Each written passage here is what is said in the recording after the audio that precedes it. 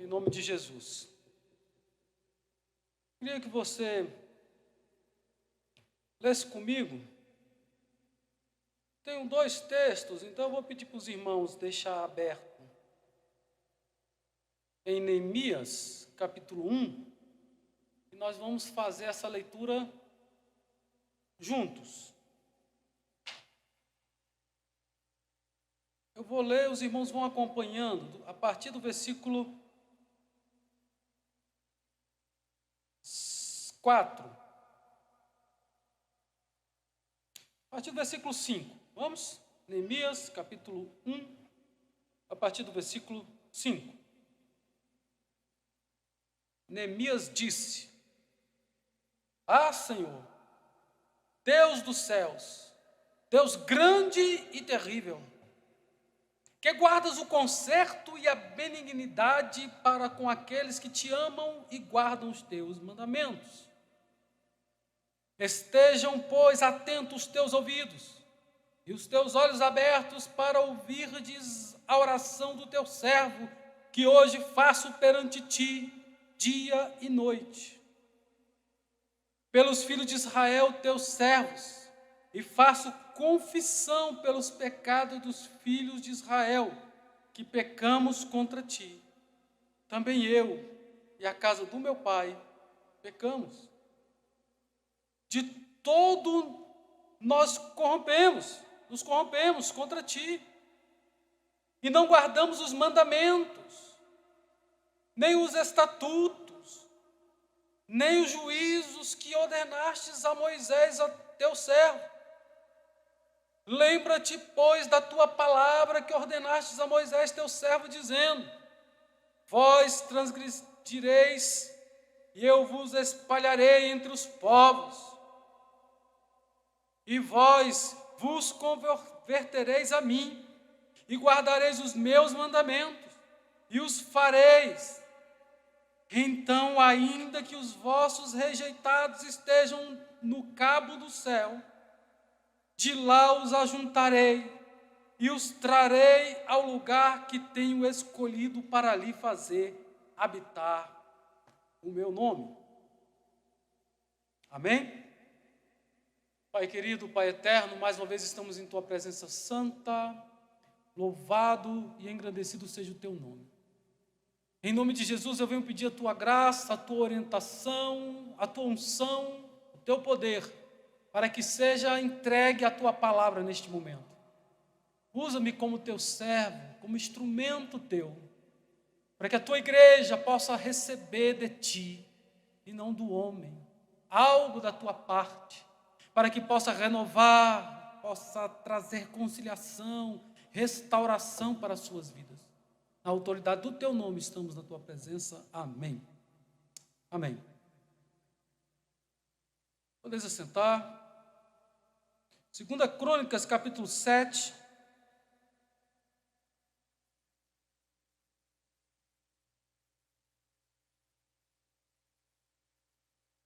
Salomão está fazendo uma consagração do templo, um templo suntuoso, um templo em que pega o tabernáculo e amplia muitas vezes. E faz algo que é realmente lindo. De longe dava para ver a glória desse templo. Aquilo que era mais precioso, muitas vezes estava guardado dentro do templo, dentro dos santos, diz que as paredes eram cobertas de ouro. Dizem que havia querubim sobre a porta do propiciatório, a tampa do propiciatório. Havia a arca de Deus, havia o maná escondido, havia as tábuas da lei, havia a vara de Arão dentro dessa arca. Mas sobre este ambiente, Salomão fez um querubim. E diz a palavra que o querubim tocava uma asa naquela parede, e a outra asa na outra parede. Além do querubim em cima da tampa do propiciatório, no altar, havia esse outro querubim, de vários côvados de altura e de largura, algo imenso, algo grandioso, glorioso. Diz a palavra que na entrada havia 2 colunas, talvez semelhantes a essas nossas. E perto dessas colunas, diz a palavra que haviam 12 bois de bronze. Cada 4 bois representavam um lado do Israel. Deus abençoe. Cada boi representava uma tribo de Israel. Quando eles se acampavam ao redor do tabernáculo, 4 ficavam de um lado, 4 do outro. Todas as tribos eram divididas, para que pudesse guerrear se viesse algum problema, para defender a arca. Então, dentro da arca fizeram isso para simbolizar o tempo de peregrinação. Havia uma glória naquele lugar, e a maior glória daquele lugar foi nesta oração de Salomão, quando ele termina toda a sua obra, feita de obra de artífice, no ouro, na prata, no bronze. Diz que sobre esse boi havia um mar de bronze, algo grandioso, para manifestar a força de Israel, o poder de Israel. Mas a maior glória neste lugar foi quando o Espírito de Deus desceu, quando Deus enche esse local de fumaça, e a presença de Deus vem sobre este lugar, de forma que tudo se move, de forma que tudo é impactado, que as pessoas não conseguem ficar de pé diante da glória de Deus, diante do poder de Deus. A presença de Deus se manifesta naquele lugar. Dado a essa presença do próprio Deus, e das palavras que estão aqui no versículo 12, de 2 Crônicas, capítulo 7. E o Senhor apareceu de noite a Salomão e disse-lhe: ouvi a tua oração e escolhi para mim esse lugar para a casa de sacrifício. Deus se fez presente, Deus falou ao povo, o povo sentiu, viu, percebeu a presença de Deus no coração do povo de Deus. Jamais o templo poderia ser destruído, jamais o templo pode ser conquistado, jamais Israel seria dominado. Mas havia promessas, haviam palavras para a obediência e haviam palavras para a desobediência. Se você me ouvir, se você atender, se você guardar as minhas palavras, se você guardar a palavra do Senhor, os meus mandamentos, eu vou ouvir do céu a sua oração. Se um dia vocês se desviarem, e eu espalhar vocês pela face da terra, chegará o dia que eu vou reunir vocês novamente. Se vocês se converterem, se vocês se humilharem, se vocês se converterem e voltarem atrás, voltarem a me adorar como Senhor e Salvador, como Deus da sua alma. Versículo 14. Se o meu povo que se chama pelo meu nome se humilhar e orar e buscar a minha face e se converter dos seus maus caminhos, então eu ouvirei do céu, eu perdoarei os seus pecados e sararei a sua terra. Eu vou reconciliar. Se houver reconciliação, eu vou restaurar a sua posição, seu ministério, a sua família, a sua casa. Louvado seja o nome do Senhor. Aqui, neste dia, diante desta glória, algo lindo, se a gente for ler a maneira que o coral cantava, os instrumentos tocavam, era um culto de adoração a Adonai, a Yahvé, ao Senhor Todo-Poderoso, a El Shaddai. Era um culto de exaltação, eram sacrifícios após sacrifícios. Foram vários bois, vários cordeiros, vários animais, várias oferendas sendo oferecidas ao Deus dos céus. E aquele lugar foi consagrado. O auge, como eu já disse, a presença do próprio Deus. Mas um dia o povo se afasta, um dia o povo se corrompe, um dia o povo vira as costas para Deus. Lá no livro de Ezequiel, quando a gente está meditando na palavra, era algo que ficava no meu coração também, quase que como o povo de Deus daquela época pensava que o templo não poderia ser destruído, porque o nome de Deus estava presente, porque Deus estava presente, porque a arca de Deus estava lá dentro. Era quase que algo inconquistável. Mas Deus não vai habitar no meio de um povo em pecado. Deus não tem compromisso com uma igreja simplesmente porque tem o nome de igreja. Deus não tem compromisso comigo e com você se a nossa vida não estiver em santidade, se a nossa vida não estiver no arrependimento, pedindo perdão, se nós não nos reconciliarmos com Ele. Louvado seja o nome do Senhor. Jamais vamos entrar na glória, jamais vamos entrar na sua presença. Deus não tem compromisso com crente rebelde. Deus não tem compromisso com crente que tem a aparência de crente, veste de crente, mas tem trejeito de crente, mas não é crente no seu interior, no seu coração. Não há mudança de pensamento. E aqui nesta oração de Neemias, por que Neemias faz essa oração? Porque no versículo 2, ele se interessa por aquilo que está acontecendo com o seu povo. E ele pergunta a algumas pessoas da sua família, diz que esse era um irmão dele. Aqui está dizendo, um de meus irmãos, Anani, ele e alguns de Judá vêm com ele e ele pergunta: o que aconteceu com o povo? Como é que está o meu povo? Como é que está o povo de Deus? Como é que está o templo? Como é que está o sacerdote? Como é que estão as oferendas? Como é que estão os sacrifícios? Como é que está? O que está acontecendo?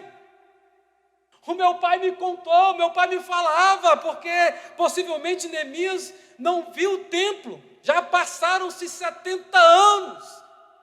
Já chegou a hora do povo sair do cativeiro de Babilônia. Já chegou a hora do povo reconstruir as cidades.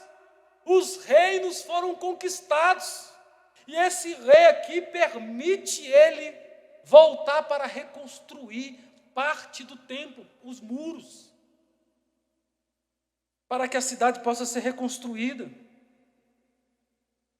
E diz a palavra aqui que começam a dizer, o povo que não foi levado lá, o restante que não foi levado em cativeiro, foram 3 cativeiros.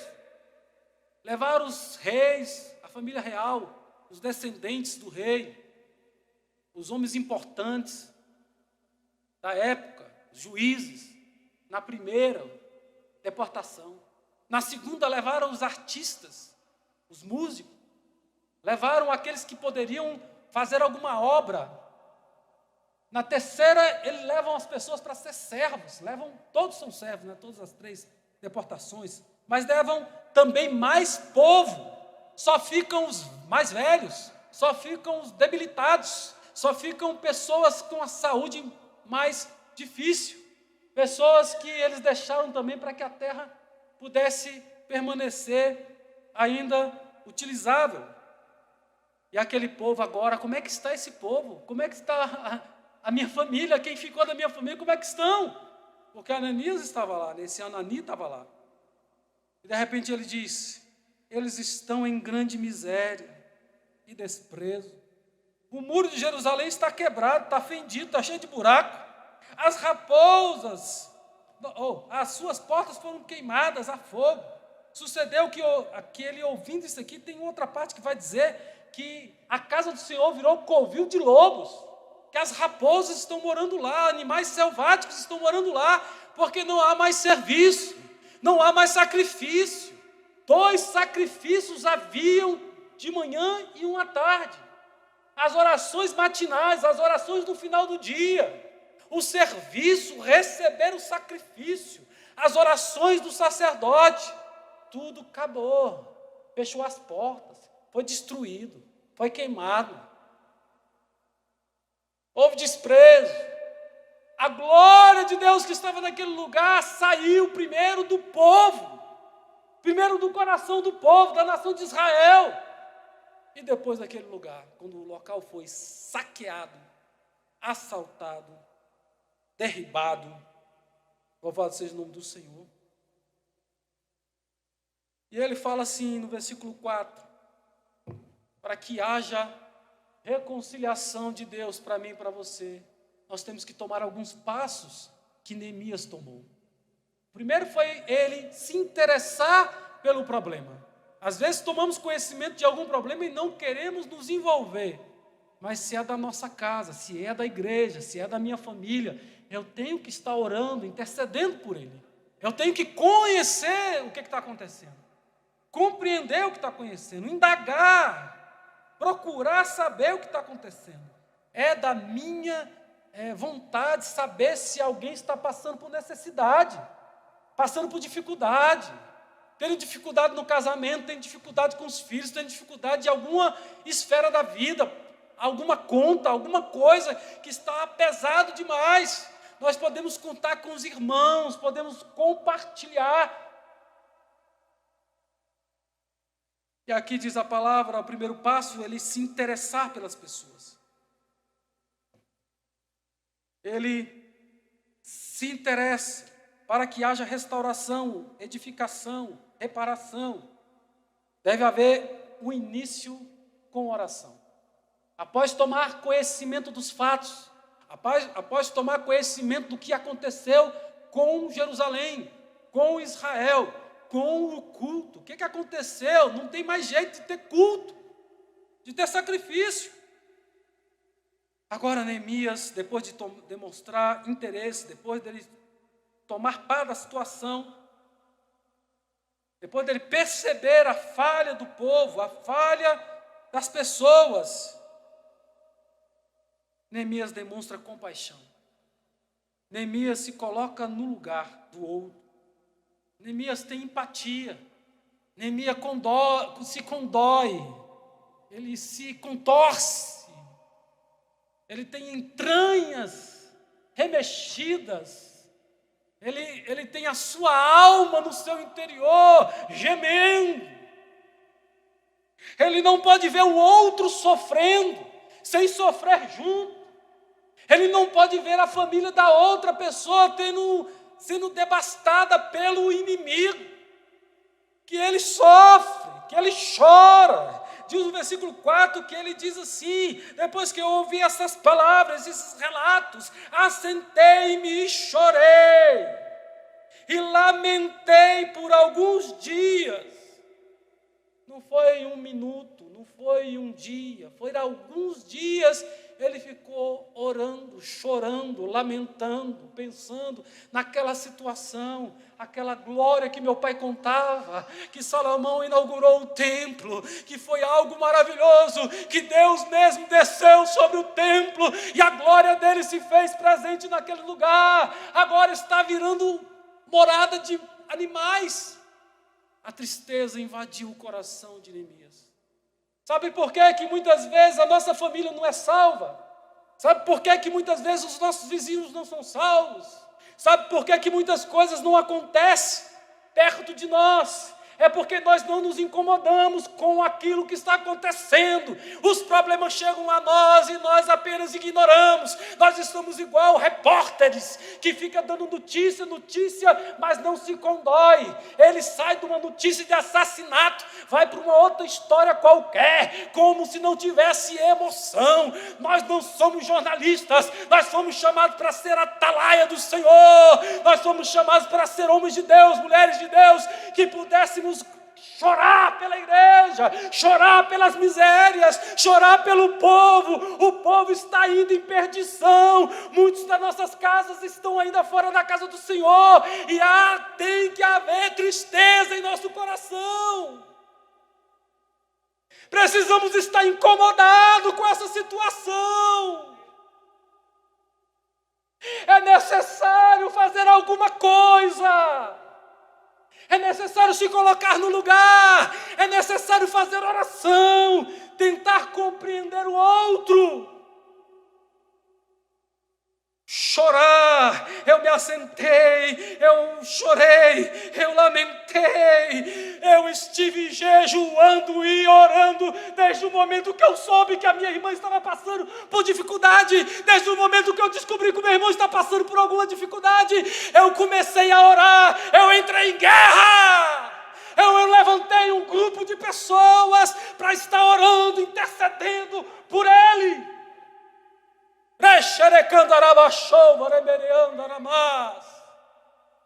Me faz lembrar aqui, irmão Joel, o seu filho.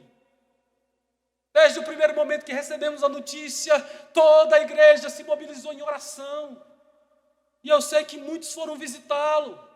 E às vezes é isso que nos dá capacidade de enfrentar, é saber que Deus está conosco, mas também saber que temos irmãos dos nossos lados, que tem alguém orando comigo, eu não estou orando sozinho, tem alguém orando comigo, tem alguém se importando comigo, tem alguém orando pela minha família, tem alguém orando pelo meu problema. Eu serei mais do que vencedor, porque Deus está comigo.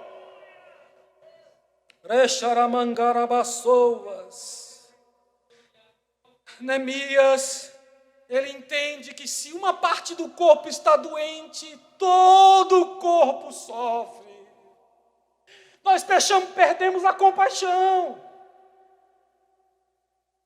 Quantas vezes nós ouvimos notícias no jornal, assistimos o jornal, e a gente ouve, aquilo parece que não é nada que está acontecendo. Ei!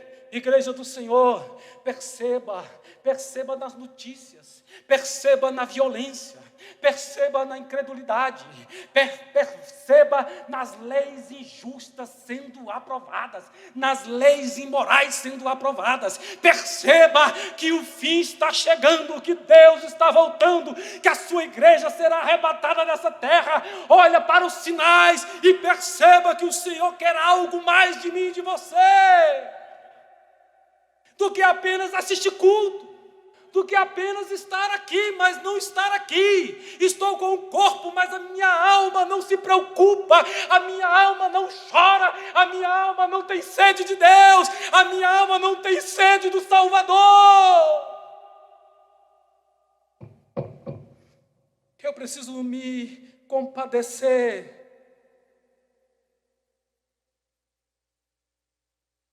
Eu preciso ter interesse pelo próximo.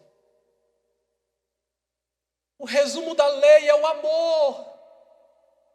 Amar a Deus sobre todas as coisas, de todo o teu coração, de toda a sua força, de todo o seu entendimento, com tudo que você é, no interior e por fora. Mas também amar o próximo como a nós mesmos. Nós devemos preocupar com isso. Amar o próximo, amar os nossos irmãos. Louvado seja o nome do Senhor. Mas o Neemias não ficou só assim. Neemias, ele começa a orar. E ele começa a trazer a solução do problema. Neemias conhece a palavra. Sabe que o povo foi afastado por causa do pecado. Então Neemias entende que está na hora de retornar, que está na hora de voltar, que está na hora de fazer alguma coisa por Jerusalém. E ele se coloca à disposição. Mas antes ele começa a orar, jejuar, se lamentar, sentir as misérias dos outros. Versículo 6, ele fala assim, versículo 5, ó Senhor, Deus meu, Deus dos céus, Deus grande e terrível, o Senhor guarda o conserto, o Senhor guarda a benignidade para com aqueles que te amam e guardam os teus mandamentos. Estejam, pois, atentos os teus ouvidos e os teus olhos abertos para ouvirdes a oração do teu servo que hoje faço perante ti, de dia e de noite. Ele orava de dia e de noite, ele estava vivendo só para isso. Eu não sei se ele tirou férias, se ele pediu licença para o rei, mas diz a Bíblia que ele estava orando de dia e de noite, de dia e de noite, de dia e de noite, de dia e de noite, orando: Senhor, eu quero um sinal, Senhor, eu quero que o Senhor venha abençoar, Pai, eu quero que aconteça alguma coisa. Deus pode fazer um avivamento nesta igreja por causa de um que peça, que um que dobra os seus joelhos, de um que fala com Deus: Pai, perdoa os nossos pecados, perdoa o pecado da tua igreja, perdoa, Senhor, reconcilia a tua igreja, renova a tua igreja, renova a mocidade, renova os adolescentes, abençoa as crianças. Ao invés da gente ficar acusando e falando mal de um de outro, nós possamos nos unir em oração. Se através da oração de Neemias Deus fez tantas coisas grandiosas, Deus ouviu a oração, Deus permitiu ele restaurar os muros, em 50 e poucos dias ele reconstruiu aquela muralha. Louvado seja o nome do Senhor. E tudo começou com a oração, tudo começou com confissão, tudo começou com palavras de Deus, com oração, falando a própria palavra de Deus. O Senhor é aquele que ouve, o Senhor é aquele que perdoa. Louvado seja o nome do Senhor. Eu faço confissão pelos teus servos, pelos servos de Israel, confissão pelos pecados dos filhos de Israel, que pecamos contra ti. Neemias entra na conversa, porque quando o casamento está tendo problema, a culpa é de quem? É dela, é dele, pastor.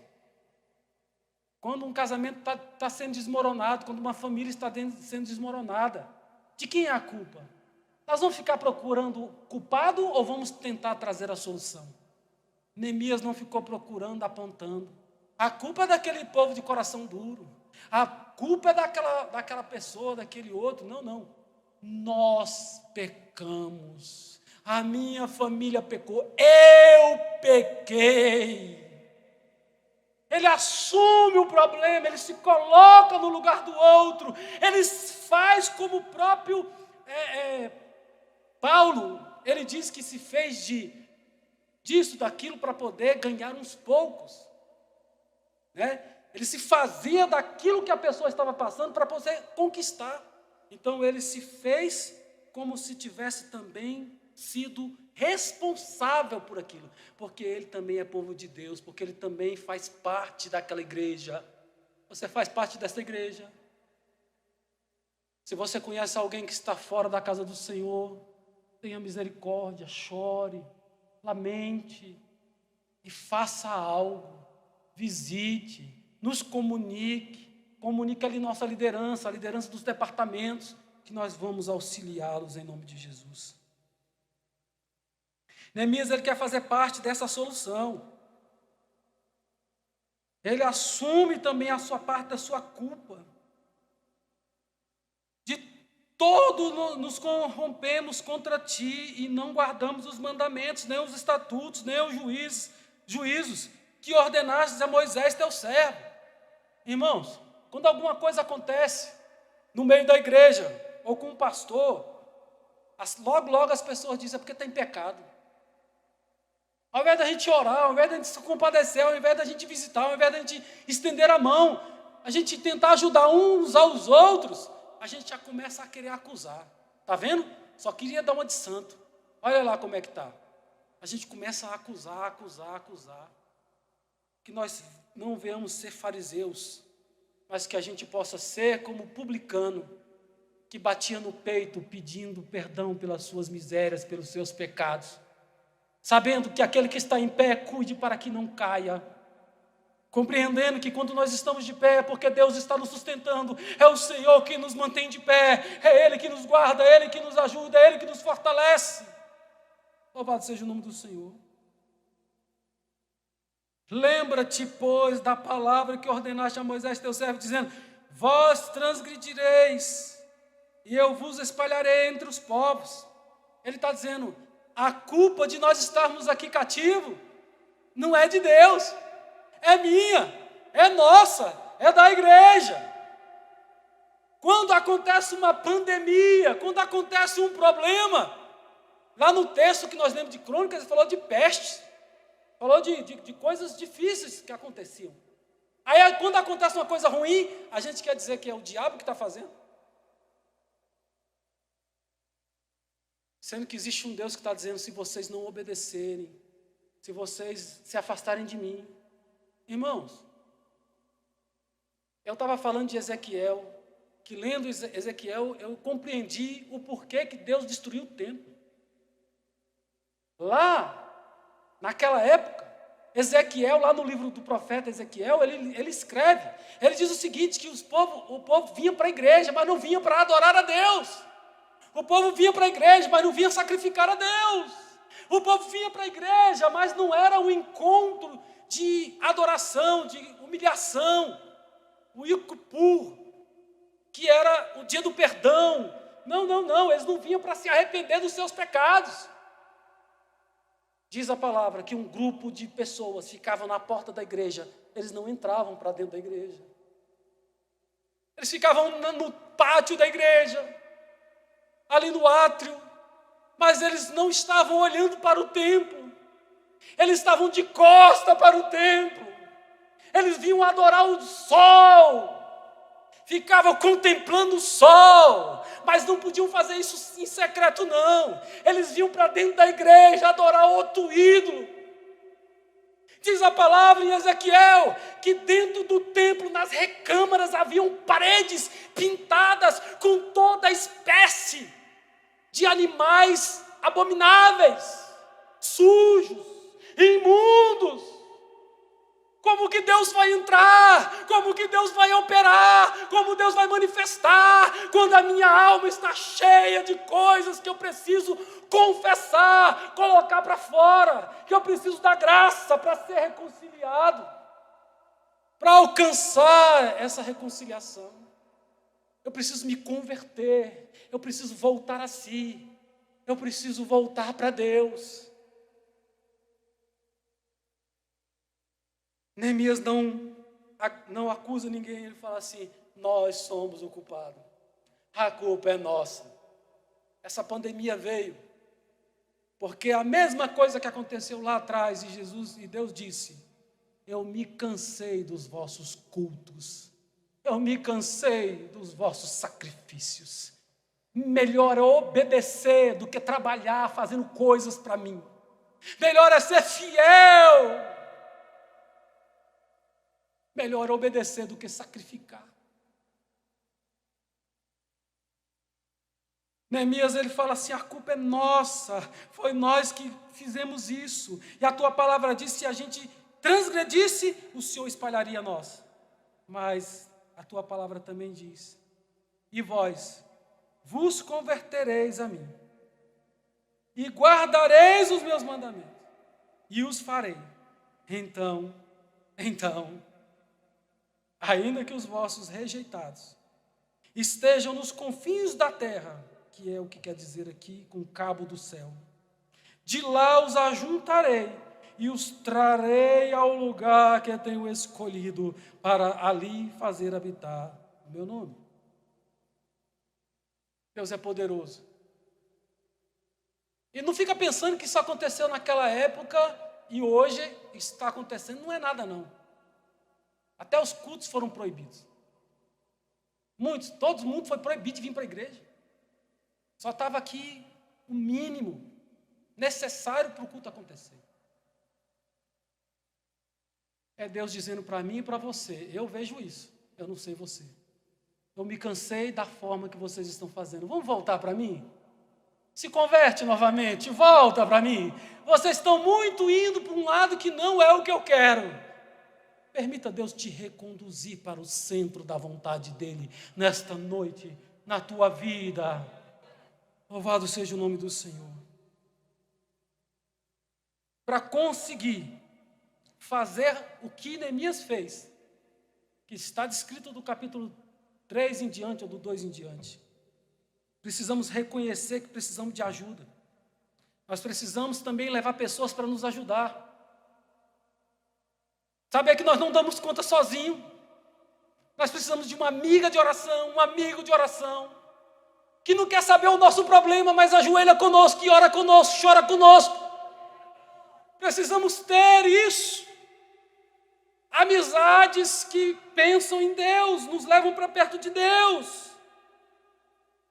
Não permita que as influências externas, porque o mundo está indo de mal a pior, a igreja também precisa ir de mal a pior. Não, não, não.